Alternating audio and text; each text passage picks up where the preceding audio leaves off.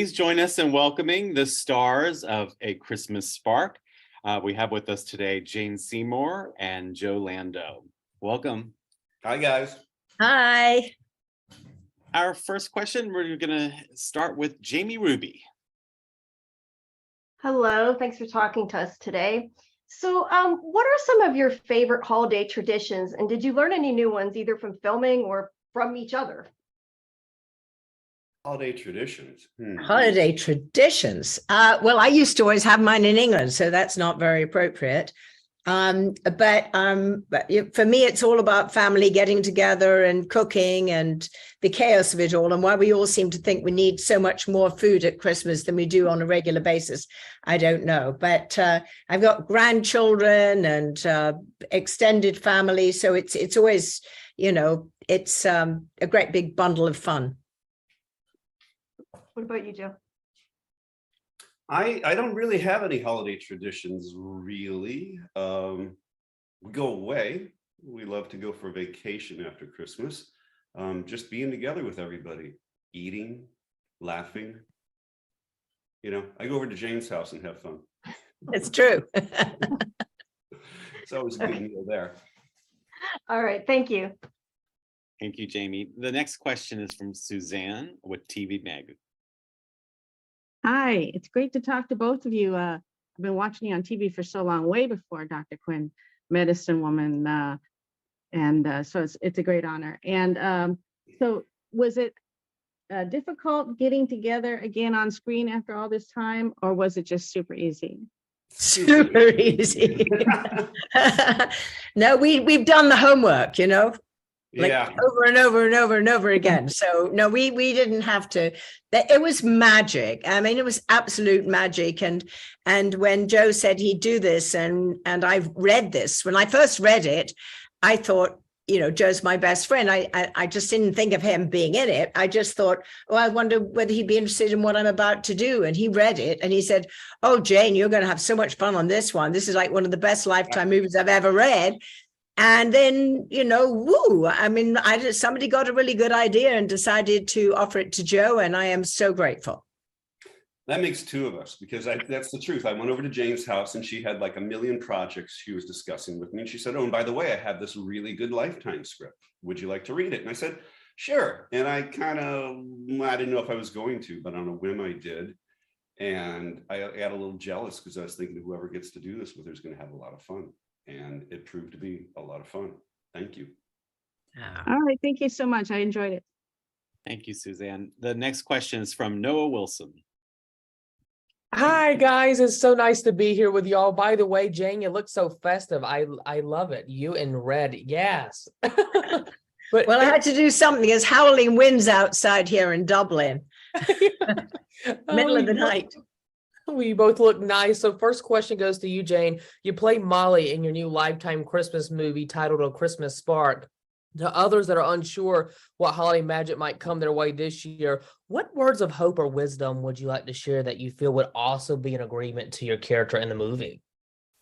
Well, I think what was interesting with this project is I'm playing a woman of a certain age, which I am, and she's had a wonderful marriage, but her husband passed away, and she spent many years, looking after him and doing everything she could. And she just thinks that, life is all about tradition and everything is always going to be the same.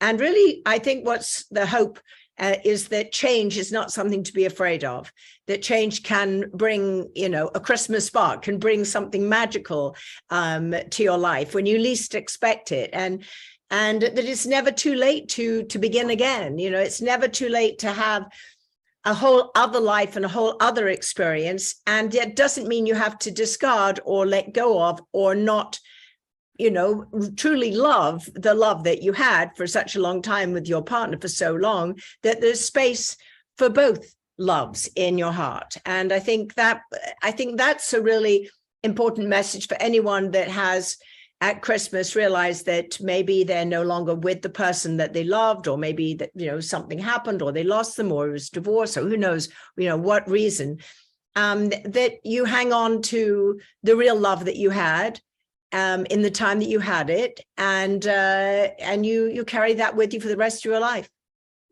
Absolutely. Very well said, Jane. Now, Joe, how was it like to have Toni Braxton executive produce A Christmas Spark this season? Because she's also appeared in a Lifetime movie back a couple of years ago.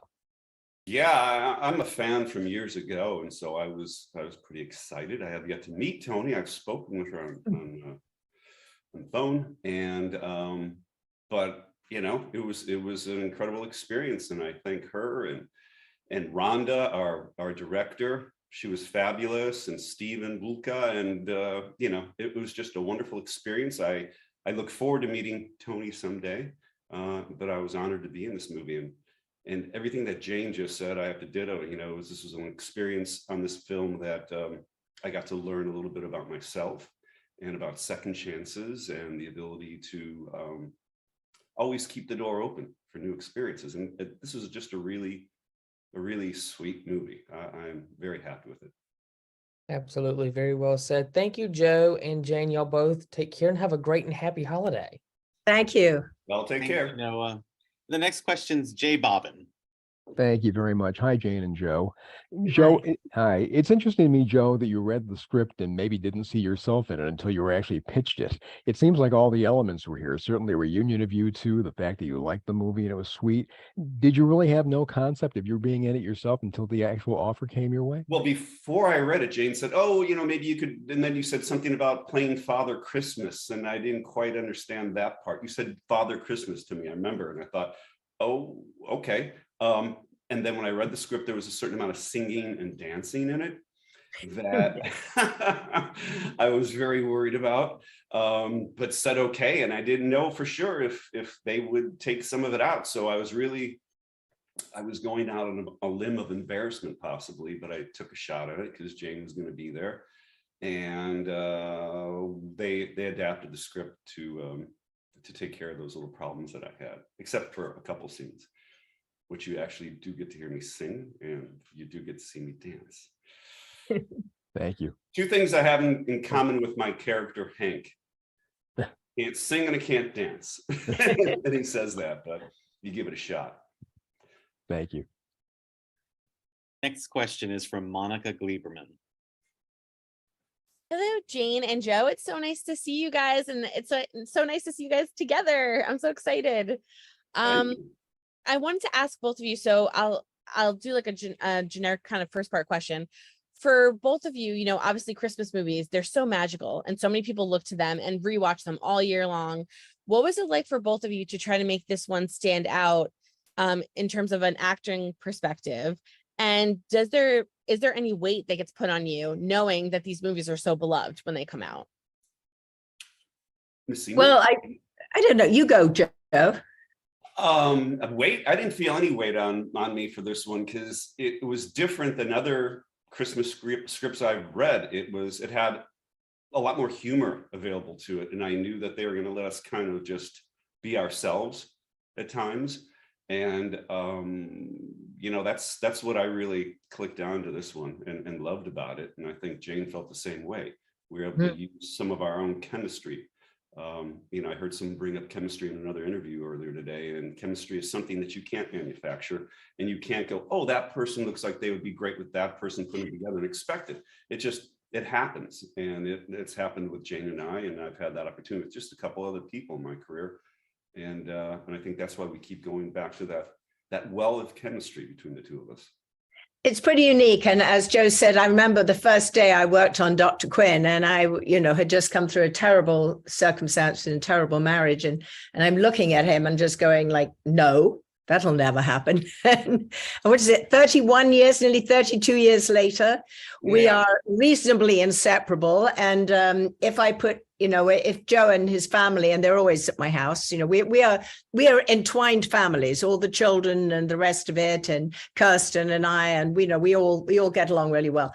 And you know, there's just a chemistry. I mean, we have it, and hopefully we always will. But we're also best friends, and I think, you know, there's an excitement because you can act without a safety net, because you know that you can throw something out there and he'll catch it, or I'll catch it, or we'll play with it. And And there's this kind of new thing I've been doing recently.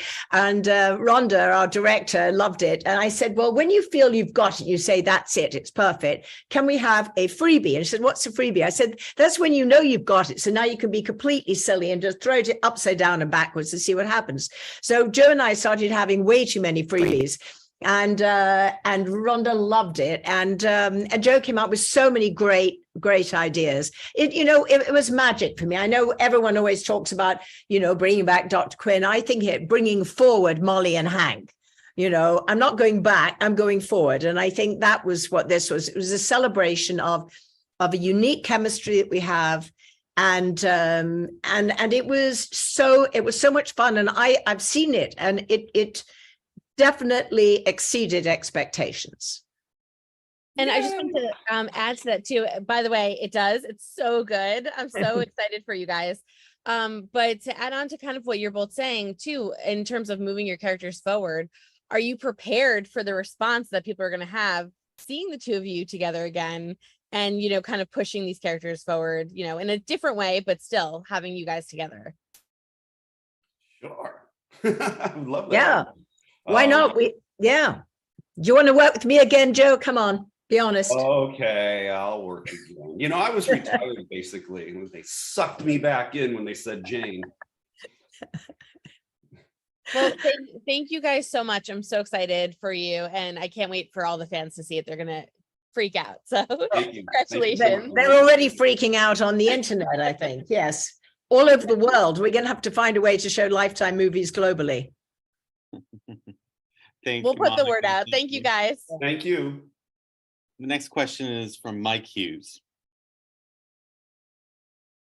Hi, Mike. Yeah, for Jane, the last time you did one of these, you kind of asked what's it like to be working in so many projects when so many people were out of work or it's coming out of COVID at the time. Since then, one of your shows has ended, but now you've added this one. And Joe talked about coming in here, you had 1 million projects you were thinking about. You were just super busy compared to everybody else. Is it fun? Is it surprising for you to be that busy? What's it like to be in this situation you're in?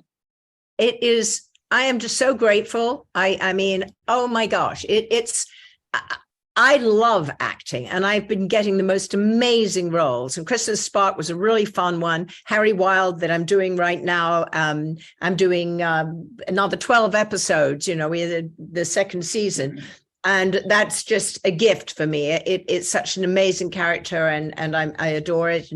And I did Ruby's Choice, which you haven't seen yet, about a woman who has dementia. That was a very powerful and wonderful role. And then, Chuck Lorre lets me come out and be completely insane. So I think what's been fun is because I'm not trying to be an ingenue or, very young or any of that, I can play my age to 85 and comedy and drama and everything. And I love working, and I'm just so grateful to have such beautiful quality work and work with such great people. Cool. Thanks. Thanks, Mike. The next question goes to So Unique Magazine. Hi, how are you guys? Good. So my question is, new love can bring a person back to life and help them find their silenced inner voice. Can any of you relate to Molly and what she experienced? Oh, yeah. How about the time I met you, Joe, and didn't you introduce me to playing pool and a few other things? Yeah, but yeah. Actually, didn't I kind of climb out of a car into your window when there was a flash flood and you took me? There was a flood. Go any further, okay? But we understand that. Yes, been there, done that. Yes. Yeah, we did that. Yeah. Great thing about this film, though, is, and it was different than the other Lifetime movies I read, is that what I've seen is that it had characters, like you said, of a certain age. And even though I'm a few years younger than Jane, it still looked like I was robbing the cradle somehow. Yes. I haven't seen the whole movie. I just did some ADR work on it, and Jane looks just fabulous. And she has some kind of deal with the devil. I'm not quite sure what it is, but you the devil? Deal with the devil. No, just the way you just stay young and work is coming to you because of your attitude. And your professionalism and her ability to just knock it out of the park every time. Thank you, Joe. Thank you. Thanks, guys. Good luck with the film. Thank you. We have You're time welcome. for probably 2 more questions. The next question is from Mark Berman. Hi, thanks you very much for doing this. Jane, it was a real treat to see you last season on Be Positive. I was so disappointed that it didn't live on. And I'm wondering, you're known, I think, throughout your career as probably doing more drama than comedy, but I'm wondering, do you have a preference for one over the other? Is one easier than the other? And then secondly, the prerequisite question is, would you both consider Dr. Quinn reboot movie, or would you could do that again? Well, I'll answer first of all my love of comedy. After I did Wedding Crashers, suddenly it was like a whole new world for me, and I love comedy. I love doing drama as well, and to me, it's all acting. So, like the one I would say that there was a lot of comedy in Christmas Spark, but there also was, a lot of very real material in there, especially the scenes with my daughter, which were very powerful. And I love that kind of thing. So I can't choose between comedy and drama. To me, it's all life is comedy and drama. It's all of it. As to doing another Dr. Quinn, I would only do it if it was going to be as good, if not better. I mean, it's got to be something really, really special. And I'm not quite sure how that happens. Also, at the moment, we haven't found anyone that actually wants it. So you answer this one, Joe. Come on. Oh, I would love to do it again, but we won't lower the bar and sully the old reputation of Dr. Quinn. I mean, because it was a fabulous show and it was really well done. And I don't want to do anything less than what we've done before, which was, our best job, writing, producing, the acting, everything about that show. When you go back and look at it, it looked like a big movie, actually. And our wonderful DP, Ozzy, had made that show look so beautiful and rich. But yes, I think Jane and I and a few of the other folks would be very on board if we did a good script. And sadly, the town that we shot in burned down a couple of years ago completely to the ground. So it would be like starting new, whatever would come up that would be Dr. Quinn would have to be something very different than what you saw before, but still keep the same heart. And maybe I would like to see these people get together and bond with one another and rebuild the town and do something, that's really inspirational. Hopefully that'll come together, and hopefully it'll be soon, because, time is a ticking bomb here with Jan and I. What? I've just begun. Well, I still have to be able to jump on a horse. Or fall off a Fall horse. off a horse. Yeah. Thank you very much. Thank you. You're welcome. Thanks, Mark. And we're squeezing in one last question from Jamie Steinberg. Thank you both so much for your time. If anyone else finds Joe out of place without the long hair, or is it just me? Well, I've got All mine. inside my head, dear. It's all in here now. Jane, I loved seeing you on a motorcycle. I found that such a fun scene for the both of you to film. Had you A, ever been on one before, and B, could you talk a little bit about filming that particular scene, please? I have been on a motorcycle before, and I think, poor Joe, every time we do anything, I am the one either driving the wagon or riding the motorcycle. And of course, he's the one that'd be much better doing it, but he always has to, risk his life by having me do it. But, no, we had some wonderful stunt doubles because they would not really allow us. There's sort of some legal reason why we're not supposed to go and kill ourselves on these things. And so we were pretending. We were doing a lot of acting, weren't we, Joe? But I did like it. It was the day we shot it was our last day on the set, and a beautiful day. We had beautiful weather up in Vancouver. It was just incredible. And the cast, the crew, everybody up there loved them. It was such a great experience. But the last day was just perfect because we didn't have a lot of lines, and so it wasn't a lot of work that way. But it was just get on this motorcycle that's in an insert car, and they pulled us around this beautiful park for a couple hours. And we just laughed and goofed around and said, oh, again? All right, let's go again. It was just a really great way to end the show. and a really special time. And I'm very, very happy to be part of it. And hopefully I'll be back on a motorcycle with you again, Jane, this time driving. I hope so. I think we started something here. And I think, you know, sometimes you make a movie like we did with Dr. Quinn, and I think we've done it now with A Christmas Spark, where you encapsulate authentic, real, magical chemistry and feelings in the characters. But it was a magical experience. I'm so glad you did it, and I'm so proud of you. I think you did a brilliant job, and I want to see more Joe Lando movies. Just saying. Thank you. I've got a bunch of them in my office you can watch. Okay.